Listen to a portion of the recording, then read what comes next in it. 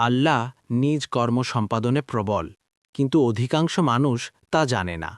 ২২ আর সে যখন পূর্ণ যৌবনে উপনীত হল, আমি তাকে হিকমাত ও জ্ঞান দান করলাম, এবং এভাবেই আমি ইহসানকারীদের প্রতিদান দিয়ে থাকি। ২৩ আর যে মহিলার ঘরে সে ছিল, সে তাকে কুপ্ররোচনা দিল এবং দরজাগুলো বন্ধ করে দিল, আর বলল, এসো। সে বলল, আল্লাহর আশ্রয় চাই, নিশ্চয় তিনি আমার মনিব, তিনি আমার থাকার সুন্দর ব্যবস্থা করেছেন, নিশ্চয় জালিমগণ সফল হয় না। ২৪ আর সে মহিলা তার প্রতি আসক্ত হল, আর সেও তার প্রতি আসক্ত হতো, যদি না তার রবের স্পষ্ট প্রমাণ প্রত্যক্ষ করত, এভাবেই যাতে আমি তার থেকে অনিষ্ট ও অশ্লীলতা দূর করে দেই।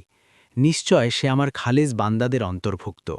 ২৫ আর তারা উভয়ে দরজার দিকে দৌড়ে গেল, এবং মহিলা পেছন হতে তার জামা ছিঁড়ে ফেলল, আর তারা মহিলার স্বামীকে দরজার কাছে পেল। মহিলা বলল, যে লোক তোমার পরিবারের সাথে মন্দকর্ম করতে চেয়েছে, তাকে কারাবন্দী করা বা যন্ত্রণাদায়ক শাস্তি দেয়া ছাড়া তার আর কি দণ্ড হতে পারে? ২৬ সে বলল, সেই আমাকে কুপ্ররোচনা দিয়েছে। আর মহিলার পরিবার থেকে এক সাক্ষ্যদাতা সাক্ষ্য প্রদান করল, যদি তার জামা সামনের দিক থেকে ছেঁড়া হয়, তাহলে সে মহিলা সত্য বলেছে, এবং সে পুরুষ মিথ্যাবাদীদের অন্তর্ভুক্ত।